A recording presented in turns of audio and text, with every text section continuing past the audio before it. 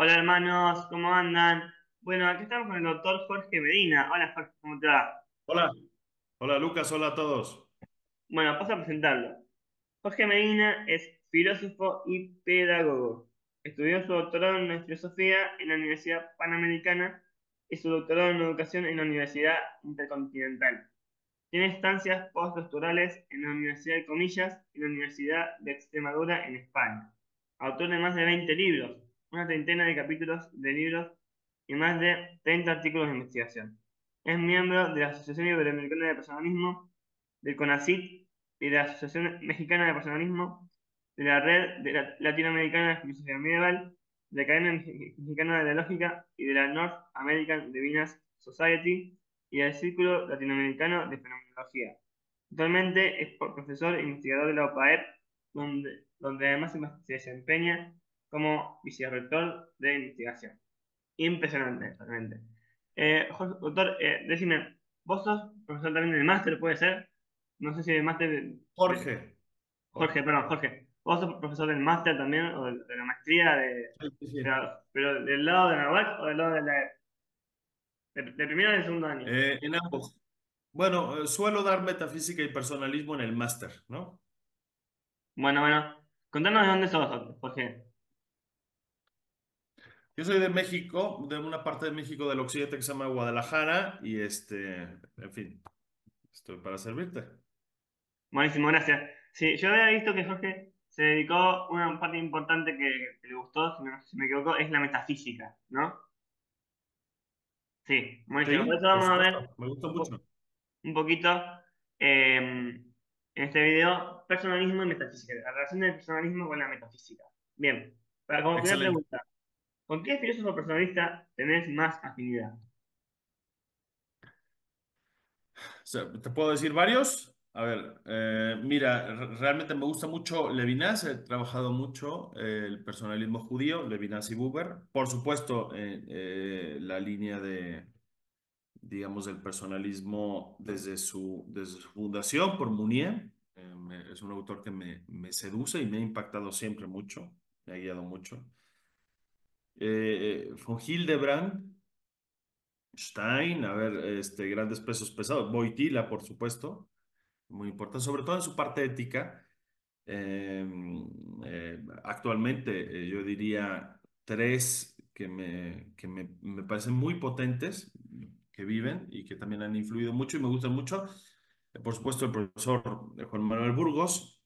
Otro sería el profesor Joseph Seifert, muy importante, y John Crosby, de Estados Unidos. Genial, genial, buenísimo. Segunda pregunta, ¿por qué dentro del personalismo no cabe la ciencia del ente en tanto ente? A ver, quiero empezar con ciertos matices, ¿no? Y creo que esta nos puede servir en adelante para algunas preguntas. A ver, sí cabe y no cabe. Entiendo la postura de que no cabe en cuanto a una metafísica que desconoce lo propio, lo distinto, lo irreductible, lo peculiar de la persona y usa un aparato categorial común a otros seres de la naturaleza, no hace justicia a la dignidad humana. Entonces, en ese sentido, una metafísica que iguale a persona como un ente más podría no captar esa peculiaridad, podría írsele, pasar pasar de lado lo peculiar humano. Y en ese sentido, estoy de acuerdo que hay metafísicas que podrían no captar lo propio del ser humano, ¿no? Y bueno, en ese sentido cabe la frase, es decir, desde la categoría genérica, generiquísima de ente, podríamos utilizarla para explicar pues un vaso de agua, una taza, un reloj y también una persona, porque son lo ente, ¿no? Son lo que es y en efecto la persona es lo que es.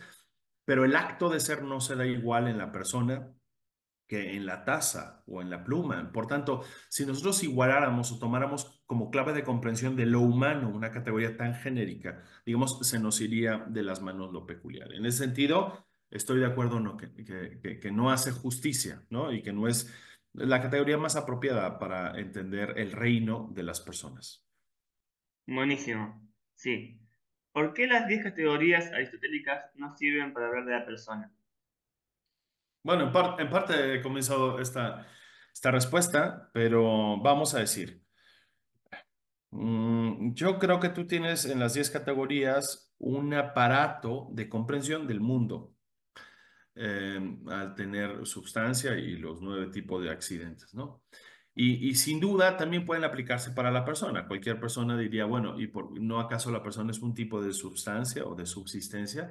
¿No acaso hay atributos de relación o de cantidad o de cualidad? Entonces parecería que desde una manera muy simple podríamos decir, sí, el aparato categorial que se usa para comprender a una piedra es el mismo que se puede usar para comprender a la persona. Pero no, a la vez no. Fíjate que desde hace muchos siglos, el propio San Agustín decía, tres son las realidades, ¿no? Sustancia, relación y accidentes. A mí esa frase siempre me provocó en Agustín. ¿Por qué? Porque él, habiendo leído las categorías de Aristóteles, fue de los pocos libros de Aristóteles que leyó, San Agustín, coloca la relación como algo distinto al occidente, pues porque en las personas, aquí está la clave, la relación no es accidental. Voy a poner un ejemplo, solo el tema de la relación, pero después, si me permites, voy a aplicar esta respuesta al resto de las 10 categorías. En las personas, por ejemplo, de la Trinidad, él está hablando de la Santísima Trinidad, relación no es accidental. La persona es la relación misma, es decir, ser padre es la relación hacia un hijo, es la relación de paternidad, de engendrar y ser hijo es la relación de ser engendrado por o desde, ¿ok? Y el espíritu es una relación de amor. Por tanto, en la Trinidad, la persona no es accidental, es la persona misma. No es la relación misma, y por tanto la relación deja de ser un accidente. Y en ese sentido, el aparato categorial aristotélico típico diría que esa característica, relacionalidad, es un atributo que pudiera ser o no ser, pero justo el problema es que hay un pensamiento que dice, no, eso es más esencial, es de lo más esencial que hay. Por tanto, parece que empezó a no encajar esa metafísica aristotélica estoy poniendo el caso del dogma de la Santísima Trinidad. Pero dejando el tema teológico y yendo al antropológico, que es el que ahora nos ocupa por el personalismo, pues también la relación misma es importante. Es decir, mis relaciones de amor o mis relaciones fundantes de origen con mis padres o con mi patria, ¿no? O las tuyas, Lucas, la patria que te dio a luz, ¿no? La cultura que te engendró, tus padres, los amores que te envuelven, ascendente y descendentemente son constitutivos de tu persona. No, no podríamos ponerlo que es tan accidental como lo es los accidentes del mundo de las cosas. Entonces, yo creo que sí es un aparato que no necesariamente, casi como la primera respuesta, hace justicia a la realidad personal. En nosotros las cosas se cuecen de manera distinta y eso precisaría unas categorías propias y proporcionadas para la realidad de la cual estamos hablando, que es la persona, ¿no?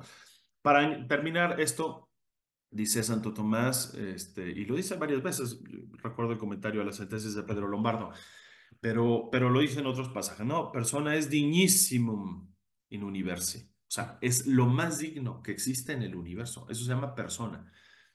Y en ese sentido, pues la persona no podría ser, por así decir, justamente tratada si le aplicamos las categorías con lo que tratamos lo más burdo del universo. Entonces, tendríamos que buscar un aparato categorial adecuado, eso es lo que estoy diciendo, ¿no?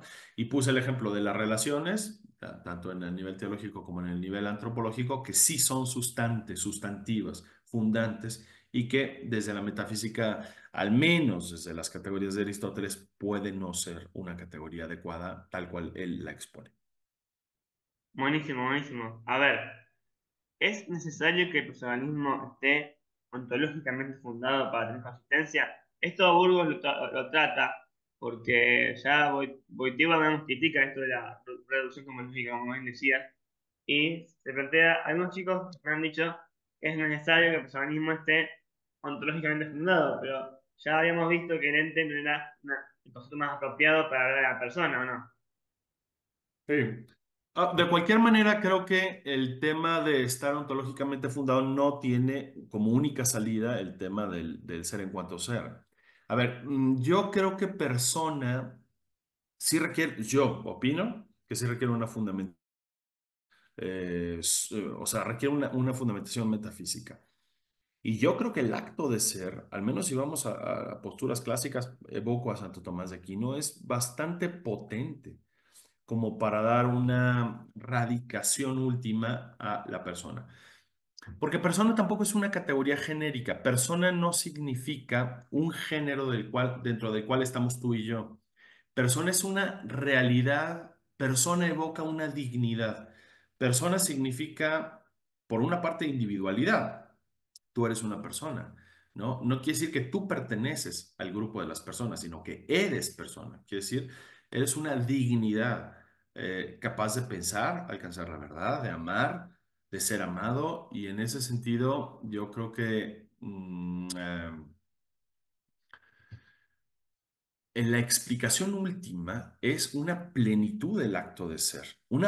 Perdón, voy a traer una palabra clásica, una participación.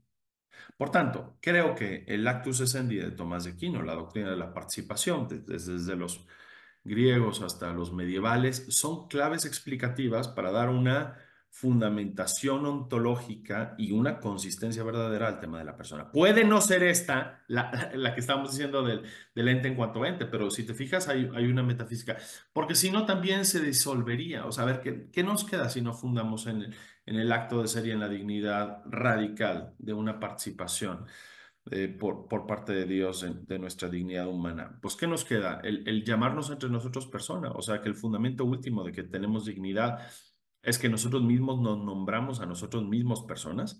Entonces sería un hecho sociológico, un atributo, un consenso, y si lo ponemos en el consenso, entonces estamos casi previo a la Segunda Guerra Mundial. Es decir, nosotros decidimos como comunidad no darle realidad de persona, dignidad de persona a este grupo religioso o tal, y entonces los matamos. A ver, es un problema. Yo no creo que el tema de reconocer, sí, sí los seres humanos reconocemos, pero no damos persona, no damos ese valor, no otorgamos, ni el Estado lo otorga. Más bien es una dignidad participada. Y creo que en ese sentido la doctrina del Actus Essendi y otras doctrinas pueden ser suficientemente explicativas, ¿eh? O al menos así yo lo considero.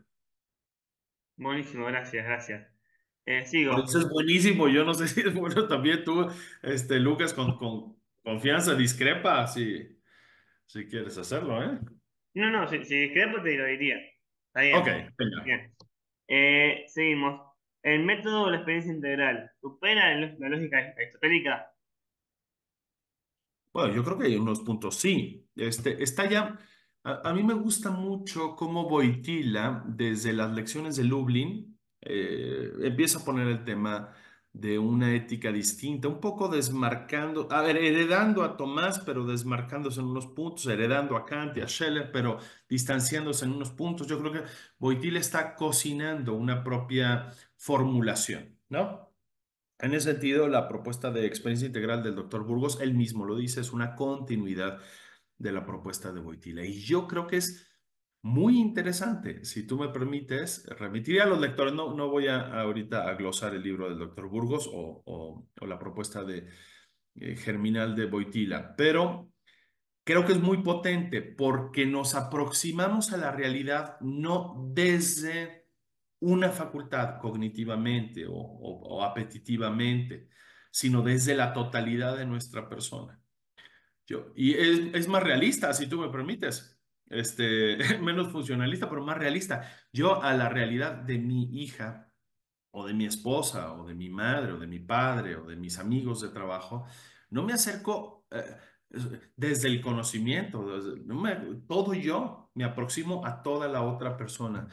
Y eso hace que mi captación de la realidad personal y no personal, ¿eh? Ahorita estoy poniendo ejemplos de una persona a otra persona, es más realista si es desde la totalidad de mi persona. Más aún es más justo si a quien me aproximo es a otra persona, porque si me aproximase a otra persona y solo la captase intelectualmente, como que le estaría tratando como si fuera un objeto de pensamiento. Y yo no sé si eso es lo más propio.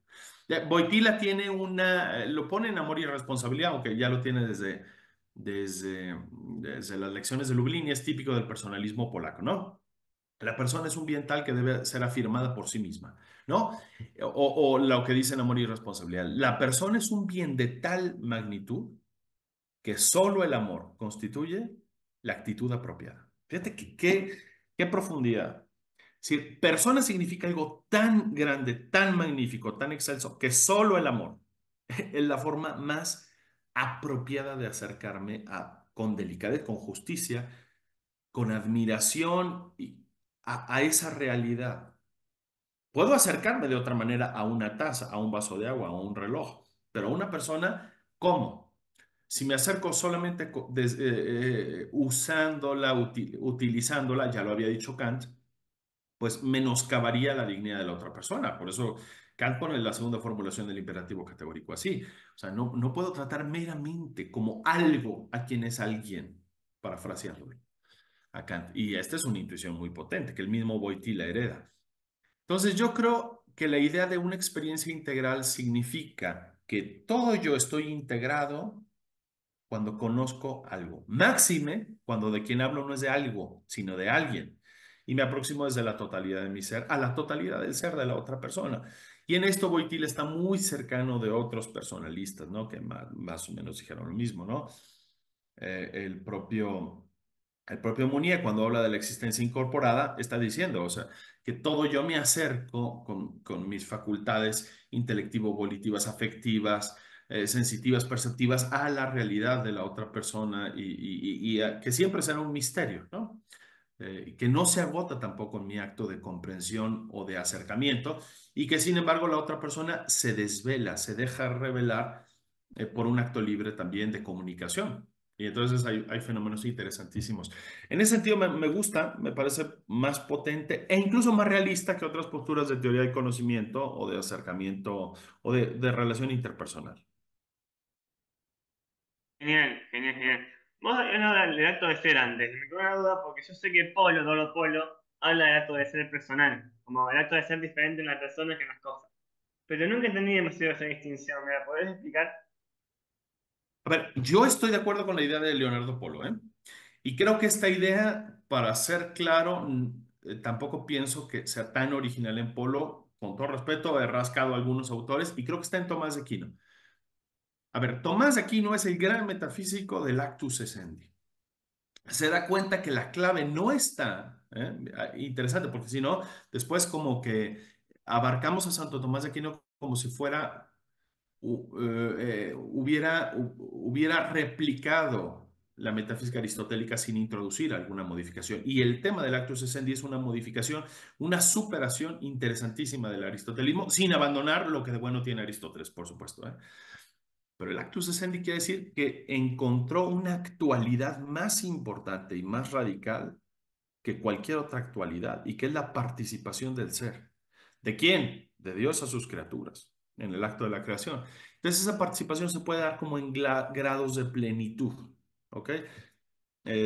Santo Tomás lo tiene desde el De Ente Esencia, un escrito de juventud, para explicar, por ejemplo, el tema angélico, la diversidad angélica. Voy a sacar el tema, si tú quieres, de los ángeles. No es el tema, Lucas, pero para ir después a las personas, que sí es el tema. Se explica Santo Tomás, ¿cómo puede haber una diversidad de los ángeles, cientos o miles de ángeles, si no hay materia que los multiplique? Bueno, pues hay un ángel por especie, la doctrina típica. Sí, pero es que, ¿cómo es que hay tantas especies? Bueno, por participación, es decir, el ser se da de manera un poco menos plena, más plena, más plena, más intensa, más intensa, más intensa, y eso sería un principio de diversificación. Por tanto, ¿cuál es el principio realmente de diversificación de la persona angélica? La participación del actus essendi. O sea, ya lo tiene Santo Tomás. Y noche, si tú quieres, tampoco en una formulación tan clara y tan explícita como la tiene Leonardo Polo, pero creo que está ahí clarísimo. Y después, por supuesto, en la Suma Teológica y en la Contra Gentiles. Yo creo que sí es cuando el acto de ser permite pensar, buscar la verdad, amar la realidad, amar el bien, amarlo libremente, ese ser que es capaz de acercarse al mundo con verdad, en la verdad, y amar el bien con libertad. Ese ser se llama persona, porque eso tenemos en común. Entonces, esa es una plenitud que no es participada a las aves o a los átomos, y sin embargo es participado a Lucas y a Jorge, y yo creo que ese es el acto de ser personal, es decir, una participación determinada. Más aún, y eso es lo interesante, yo creo que la participación del acto de ser es única y irrepetible.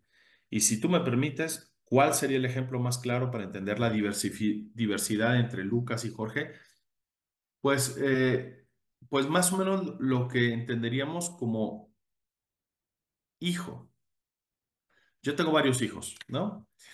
Y aunque todos son hijos, ni uno es igual a otro, ¿no? Cada uno es diferente. Y todos poseen la dignidad de ser mis hijos y tengo el honor de ser su padre. Pero son distintos.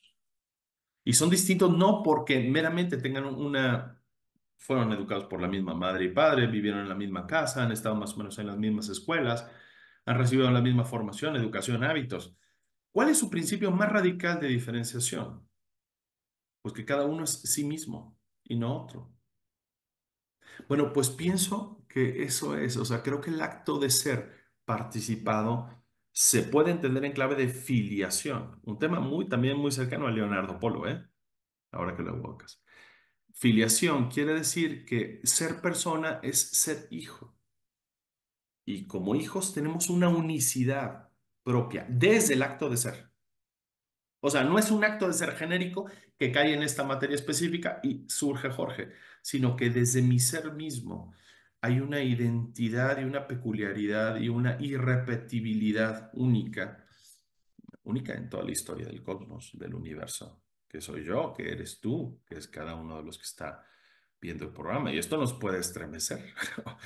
Cosa distinta, es decir, ahí, fíjate, estamos viendo una insuficiencia del aparato categorial aristotélico, porque parece que el único principio de multiplicación y de diversificación es en la metafísica, el predicaba era la materia.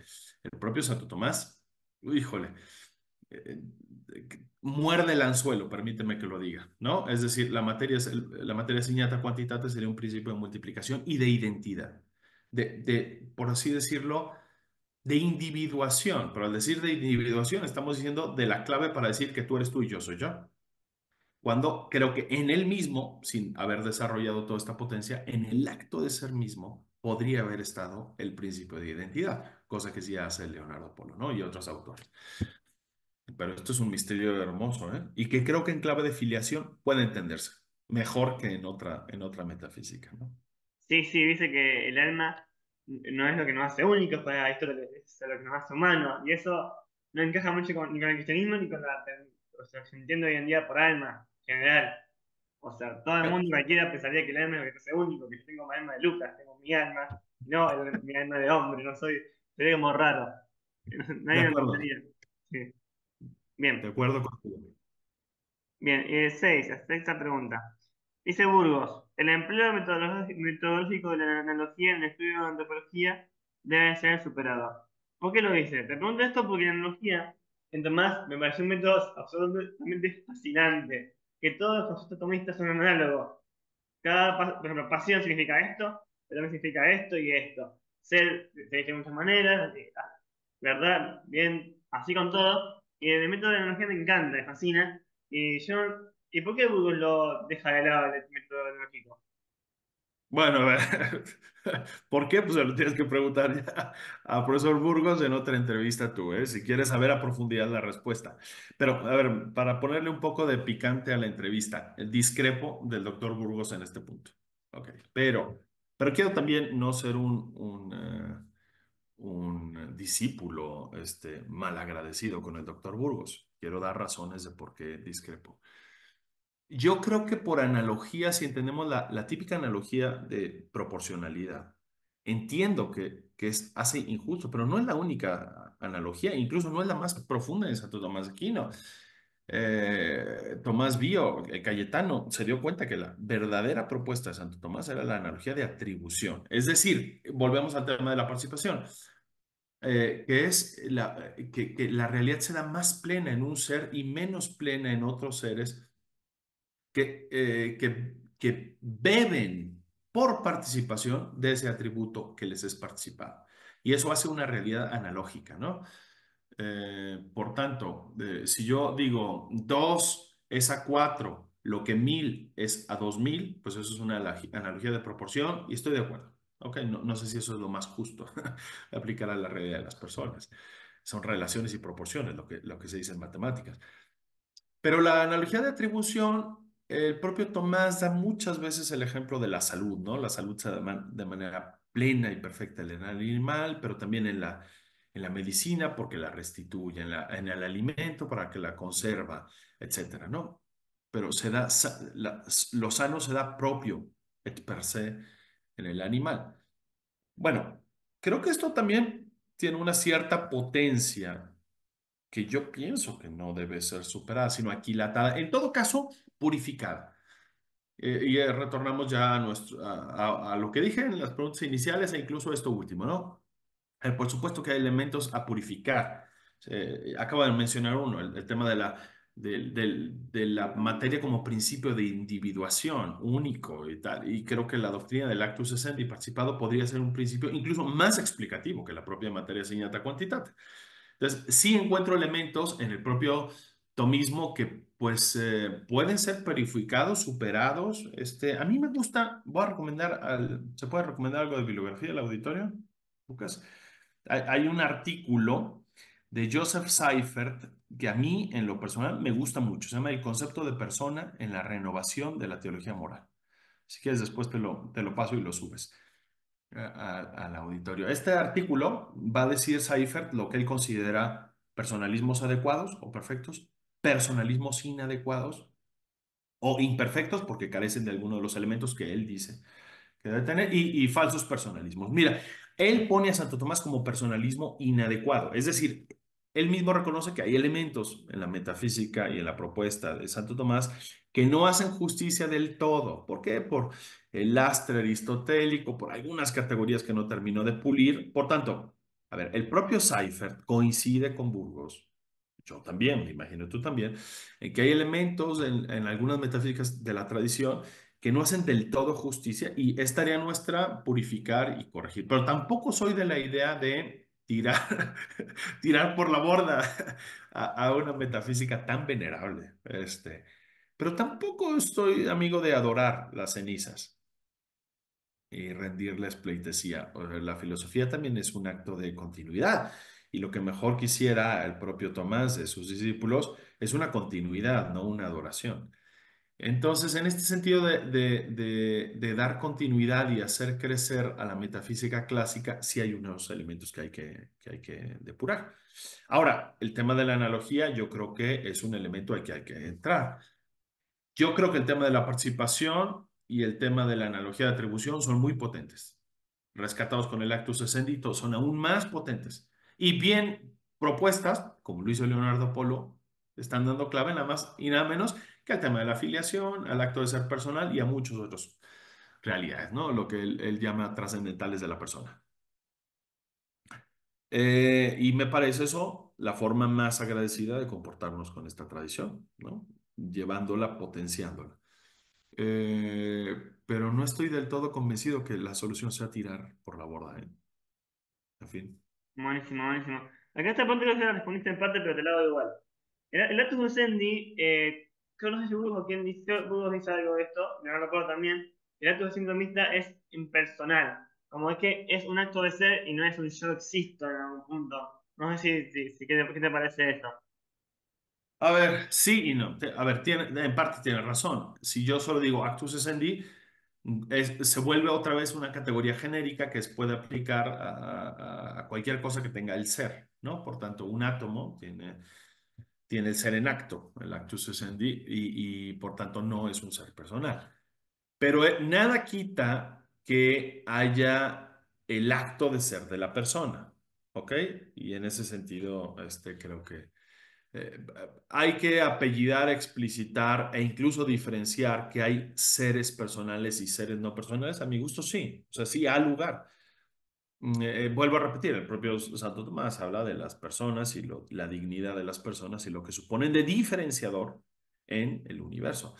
Seifert dice que la primera característica del personalismo adecuado es la insalvable distinción, o sea, total distinción entre lo personal y lo no personal. Tenemos que empezar a decir que no es una diferencia de grado, ¿no? O sea, no es un tema donde, por ejemplo, la vida va adquiriendo movimiento, va adquiriendo conciencia y luego sale la persona. Por entonces parece que no hay una distinción real, específica, profunda, ¿no? Yo creo que sí, hay que empezar por esa distinción. Voy a ponerte un ejemplo, ¿no?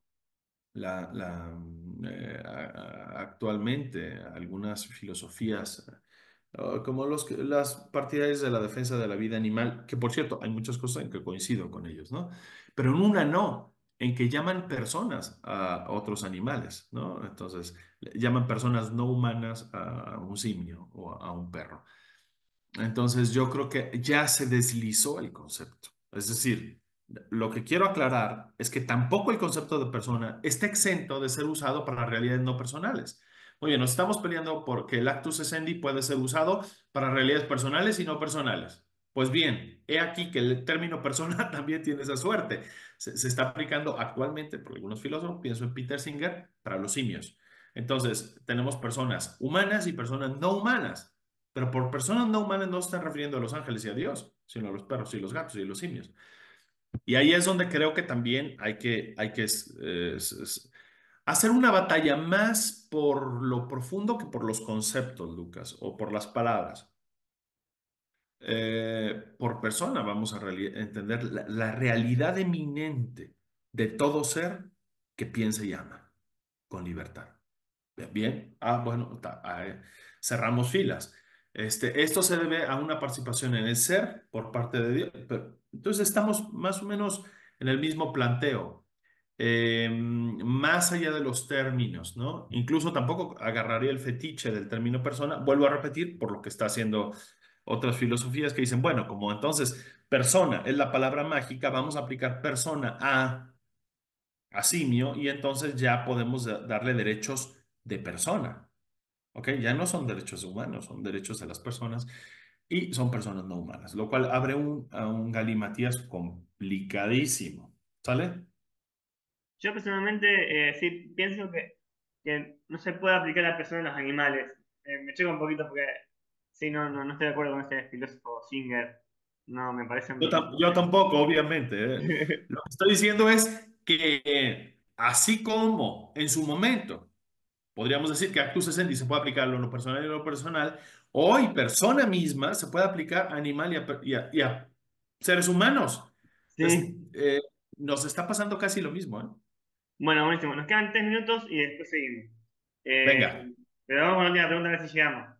¿Qué diferencia hay entre la inducción aristotélica y la inducción que plantea Burgos? Bien, la inducción aristotélica, la de Pagogé y la que plantea Burgos. A ver, pues yo creo que lo mencioné un poco cuando hablamos de la experiencia integral. Ni siquiera recupero esa noción. Yo creo que la epagogé aristotélica es un proceso más bien abstractivo, mental, cognitivo. La gran ventaja de la experiencia integral es que es toda la persona quien se aproxima a la realidad, ¿no? Y hace más justicia a la riqueza de lo real, a la complejidad de lo real, sobre todo cuando la realidad estamos hablando que es una persona, es otra persona, ¿ok? Sí, creo que la epagogia aristotélica culmina en un concepto, ¿ok? Digamos, en una forma pura en la mente. En cambio, la experiencia integral termina, voy a decirlo así, en el encuentro. En el encuentro con alguien con alguien, de todo yo, que por una experiencia integral e integradora de todas mis facultades y capacidades, encuentra a alguien más que es tratado justamente si es amado. Entonces, yo creo que dos cosas interesantes, ¿no? ¿Cómo terminas en un concepto o terminas en el encuentro? Buenísimo, buenísimo, gracias. Nos quedan 2 minutos. A ver, si podemos dedicar este tiempo a vender el máster de maestría, ¿te gustaría promocionarlo? A ver, recomiendo muchísimo el máster en personalismo porque te da unas claves de filosofía contemporánea, te sitúa en el marco de la filosofía que hoy actualmente puede ser la más potente. Yo estoy convencido del personalismo. tiene su potencia en sí mismo, su aire fresco, su novedad y una propuesta cultural vigente, o sea, pertinente. Es una filosofía que afronta los desafíos de la época, desde planteos muy serios, sólidos, con unas propuestas muy integrales, es una filosofía sensata. Eso es lo primero que diría. Yo no me metería con disparates o elucubraciones o hipótesis. Es una filosofía de la sensatez que hace justicia a la realidad de la persona, que se puede aplicar en el propio hogar, en el lugar de trabajo, por supuesto, en el aula y en propuestas culturales de diversa índole y por supuesto económico-políticas que sanearán sin duda alguna la sociedad en que vivimos, ¿eh? O sea, el personalismo es un aire fresco que lo reclama el tiempo presente. Buenísimo, gracias Jorge. Gracias hermanos, todo por hoy. No se olviden de suscribirse a mi canal, de poner me gusta y los invitemos al máster, hagan el máster que les va a gustar mucho. Hasta luego. Chao.